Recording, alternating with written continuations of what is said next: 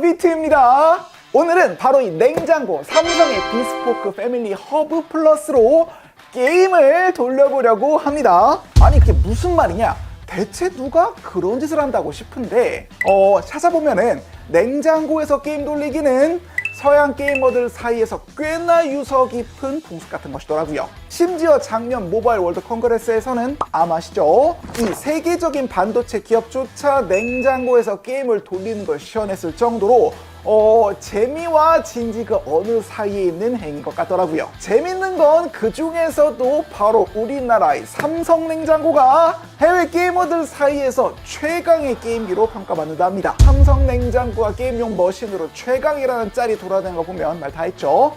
그래서 저희가 실제로 삼성전자로부터 이 냉장고를 대여받아 여러 가지 게임을 시도해봤습니다. 이 말도 안 되는 시도에 이렇게 최신 영장들을 대여주신 삼성전자에게 다시금 감사하다는 뜻을 전하고 싶군요. 진짜 고맙습니다. 자, 여러분, 그럼 이제부터는요, 이 게임기로서 이 친구가 기본적인 조건을 갖추고 있나 확인해야죠. 일단 스크린부터 스마트 냉장고임을 자랑하는 이 냉장고에는 보다시피 아주 거대한 디스플레이가 달려 있습니다. 이게 세로라 그렇지 크기가 무려 32인치라서요 24인치 모니터보다도 큰 사이즈예요. 게다가 해상도까지 FHD 16:9 비율이라 게임용으로는 더할 나위 없이 좋습니다. 서양 사람들이 괜히 냉장고로 게임을 하는 게 아닌 것 같죠? 다만 이제 여기서 이 냉장고에 깔린 앱들을 좀 보다 보면 게임을 즐기기에 약간의 문제가 있다는 사실을 확인할 수 있습니다. 일단 여기에는요, 플레이스토어처럼 앱을 깔 수 있는 스토어가 보이지 않습니다.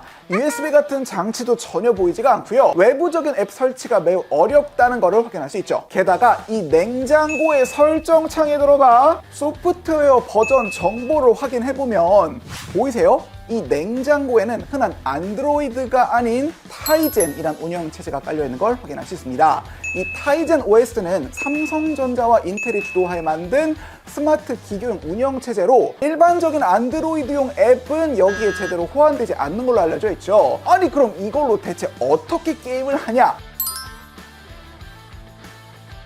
삼성에서 만든 이 냉장고는 비록 안드로이드가 깔려있진 않지만 삼성에서 만든 갤럭시와는 꽤나 괜찮은 연동성을 보여줍니다. 그중 하나가 스마트 뷰라고 해서 이렇게 스마트폰의 화면을 그대로 띄워주는 미러링 기능을 제공하고 있습니다. 자, 그럼 이 스마트폰에 게임이 깔려있다면 그렇죠, 이 게임을 냉장고에도 그대로 미러링할 수 있습니다.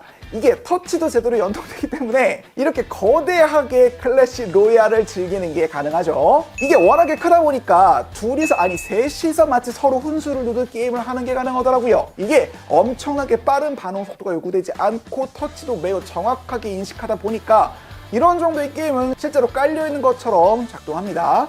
아니 이렇게 게임을 미러링 시키다 보면 폰이 쉽게 뜨거워지지 않냐고요. 이게 뭐죠?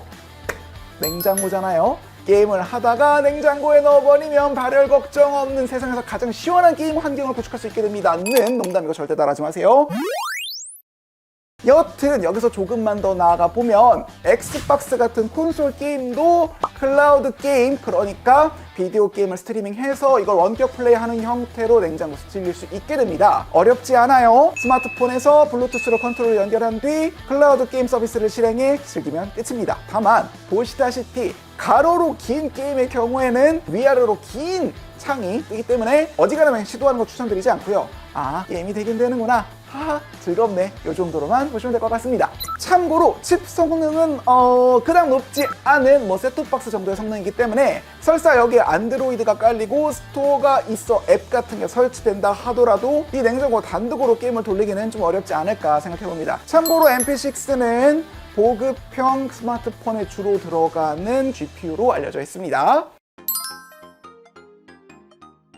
그럼 이 냉장고로 게임 말고 뭘 할 수 있냐? 일단 멜론이나 벅스 같은 앱도 깔려 있어서 노래를 듣는 것도 가능하고요. 인터넷으로 유튜브에 들어가 요리법을 보거나 아예 전용 앱으로 요리를 따라 하는 게 가능합니다. 아니 그 정도면 그냥 냉장고에 태블릿이 달리는 형태 아니냐고요. 자, 사실 이 냉장고의 진정한 가치는 연결해서 나옵니다. 이 냉장고를 스마트폰과 연결하면 원격으로 스마트폰의 화면에서 냉장고의 상태를 확인할 수 있어요. 각 냉장고 칸의 온도 같은 걸 확인하고 제어할 수도 있고, 냉장고 문이 열리게 되면 경고 알람을 받을 수도 있게 될 정도로 꽤 유용한 기능을 제공했을 뿐만 아니라 과하기는 한데, 냉장고 내부에 달린 카메라로 냉장고 안에 어떤 음식이 있는 것까지도 확인할 수 있습니다.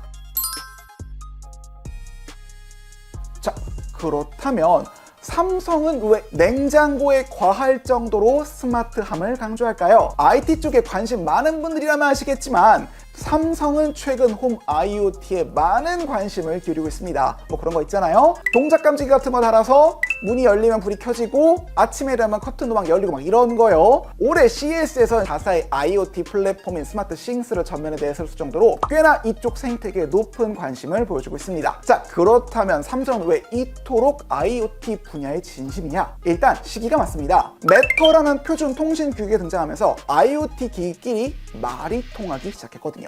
옛날에는 마치 언어가 다르면 대화가 안 되듯 IoT 기기별로 통신 규격이 달라 서로 정보를 주고받지 못했어요. 예를 들어서 이 동작 감지기는 지그비라는 통신 규격을 쓰고 이 전구는 G웨이브라는 걸 쓰고 있다면 둘은 서로 정보를 주고받지 못하는 거죠. 그래서 비교적 최근까지는 내가 IoT 환경을 구축하려면 특정 회사, 특정 규격의 제품만 골라 구매해야 했고 이게 거의 불가능했거든요. 근데 이제는 매터라고 하는 표준 통신 규격이 생겼답니다. 어떤 회사의 IoT 제품을 사든 우리 집에 있는 기존 IoT 지원 기기와 통신이 가능하대요. 이렇게 되면 IoT 생태계가 점점 커지면서 기기도 많아지고 사는 사람도 많아지겠죠. 자, 그런데 바로 여기서 기업들이 군침을 흘리는 포인트가 하나 생겨납니다. 집안의 모든 IoT 기기들이 서로 통신할 수 있대요. 그렇다면 이 수많은 IoT 기기들을 관리하고 제어할 하나의 플랫폼이 필요하겠죠. 불 켜지는 건 구글 앱에서 관리하고 커튼 열리는 건 삼성 앱에서 제어한다고 치면 이거 좀 귀찮잖아요. 결국 IoT가 더 활성화된 미래 어느 시점 단 하나의 IoT 플랫폼만이 소비자의 선택을 받게 될 것이고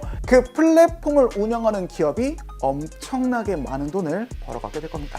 그리고 바로 여기서 삼성은 전 세계 다른 어떤 기업도 넘볼 수 없는 강력한 장점을 하나 가지고 있습니다. 삼성전자는 홈 IoT의 기본 제어 장비라 할 수 있는 스마트폰 업계에서 가장 강력한 플레이어 중 한 명이에요. 게다가 동시에 홈 IoT의 가장 중요한 요소 중 하나인 가전제품의 거의 모든 분야에서도 같은 지위를 차지하고 있죠. 생각해보면 냉장고, TV, 무선 청소기 같은 걸 팔면서 스마트폰도 만들면서 세계 시장 점유율 1위를 하는 기업은 전 세계에 여기밖에 없잖아요. 삼성이 홈 IoT 시장에 이토록 많은 관심을 기울이는 건 사실 상식적으로 너무나 당연한 처사란 겁니다.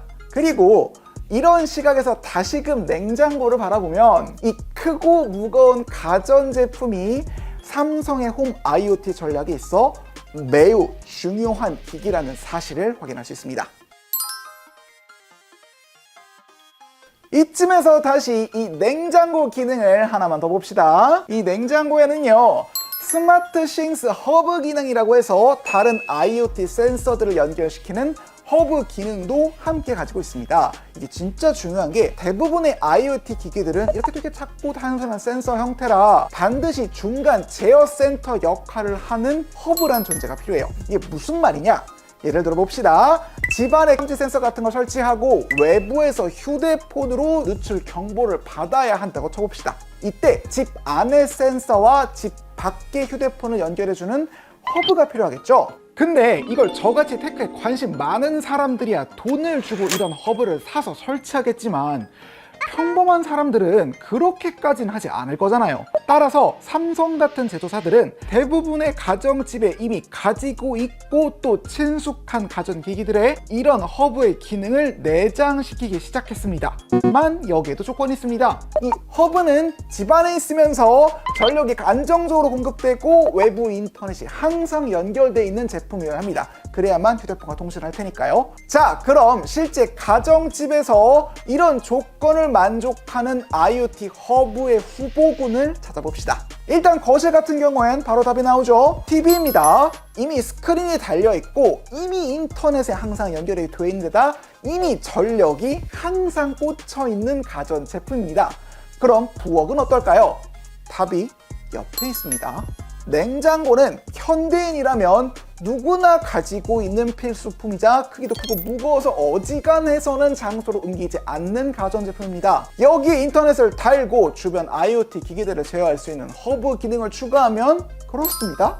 부엌에도 꽤 괜찮은 IoT 중심 거점이 하나 생기겠군요. 이런 의미에서 보면 이 냉장고는 단지 거대한 스크린을 가진 독특한 기기를 넘어 삼성이 그리고 있는 큰 그림이 꽤 중요한 중심축이자 가장 미래적인 모습의 가전제품이라는 생각이 들지 않으신가요? 이쯤에서 괜히 한마디만 덧붙여 이야기를 해보자면 이 냉장고가 그런 역할을, 그런 홈 IoT 역할을 제대로 수행하길 바란다면, 또 그렇게 인식되기를 바란다면 제조사 측에서는 가전제품과 스마트 기기의 수명 차이에 대해서도 한 번쯤 고려하고 이 부분을 더 어필할 필요가 있다는 생각도 듭니다.